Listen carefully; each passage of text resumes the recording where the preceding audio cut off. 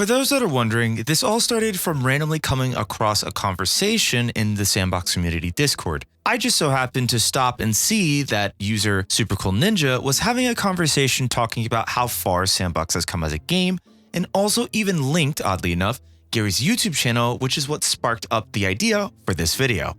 Hi, I'm Iridium. Now, obviously, we have to start this video with a common theme of mine that I love to do, which is, of course, with a disclaimer. There's probably a lot of things that I might have missed or weren't really able to cover due to the fact that some of these pages are pretty much non-existent now, and most likely Facepunch has nuked them, so please do bear with me. Plus, majority of the references that I do also reference within this video are also in the link in description down below. Let's get into the good stuff. Tub seems to be probably the earliest version and relic of S&box that I could possibly find while searching around for this game. Hey, post-edit Iridium here. I want to preference that Tub essentially was a game, a singular game. The majority of all these games that I mentioned are pretty much games that Facepunch has been working on individually that are now defunct. But I do want to mention that Spatsy had messaged me to let me know that apparently right before Source 2 was going to be the main engine, they were developing on a CSGO branch within Source 1. But S&box's early development was definitely a mess, and now it's a little bit more easier, but just way more harder to try to find bits and pieces of its past. Anyways, back to the video.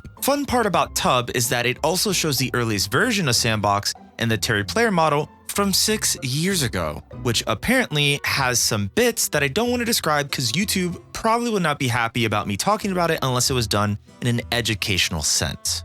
Regardless, this game seems to have been made during the early Unity engine days of development, and while I have found other relics of gameplay aside from a couple of YouTube videos showing off the game Unnamed Shooters, which was then later named to Wise Guys, that's funny, cause I just covered a game recently called Wise Guys that also won a game jam not that long ago. The more interesting part is how the Terry player model kind of changes a bit more within this game mode to also match the aesthetic and art style that the game provides already. So far, even from the gameplay that's shown, it's actually not bad at all. In terms of the animations, gameplay, and aesthetic, its entire style seems to work pretty well for whatever Facepunch was trying to go for and test as a concept here. As I mentioned before, the game was named Wise Guys, which from watching Cray's video on it, had shown a later build of the game, way more polished, UI cleaned up, and general idea of the game, which was basically a sandbox multiplayer first-person shooter game set in a city, form gangs, take turf, produce drugs, sell drugs, rob each other, kill each other,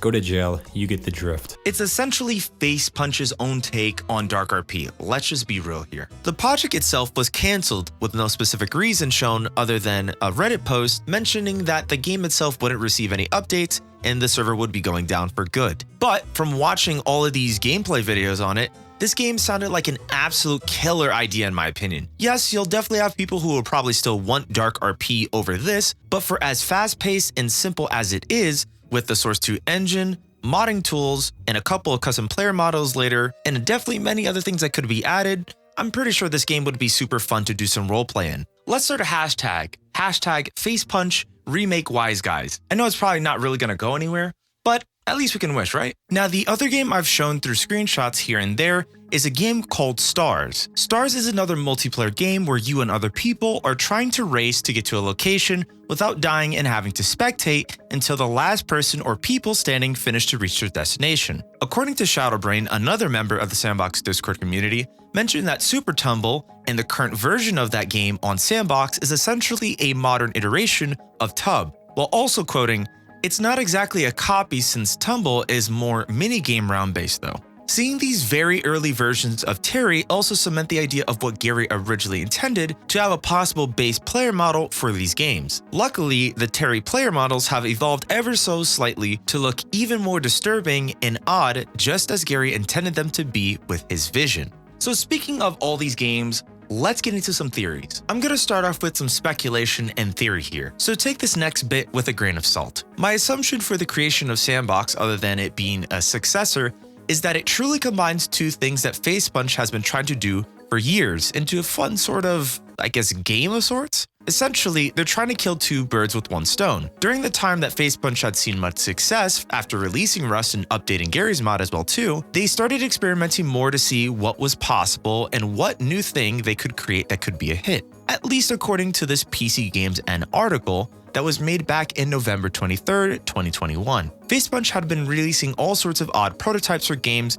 through the Steam app, which would require you to at least own one of the games. The article does mention a list with all the games and the descriptions for what you can do within each of these games and what they're about. The total amount that they've released during this time was around 10 games in total. I've tried to properly go to the page where the blog post was, but it was nuked and the link had sent me back straight to Facepunch's homepage on their site. The only way I've properly been able to see what some of these games look like is through their old Facepunch prototype subreddit, which is where I was able to find more info about Wise Guys or Untitled Shooter, as I mentioned before, alongside with Space Usurper V3 and Absorb, as it was shown through a user named Flutterwhat, which used the game as a background visualizer for their song called White Space. I would like to think that Tub was essentially a perfect testing ground for all these sort of different prototypes, while also pushing forward with the idea of S&box itself and what it has become today. It would make sense to combine the possible idea of something that's already known, which is of course Gary's mod and its format, and also the experimentation of past attempts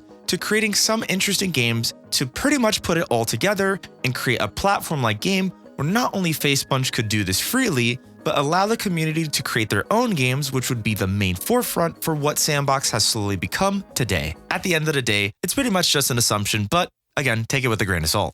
This video was a lot of fun to do, and I'm super glad that I was able to properly get into it. If you really enjoyed this video, you'll definitely enjoy this video that's shown up on screen right now, where I cover a good amount of S&box games that have some secrets to keep, and you should definitely check it out. Otherwise, thank you for watching, and I'll see you then next time.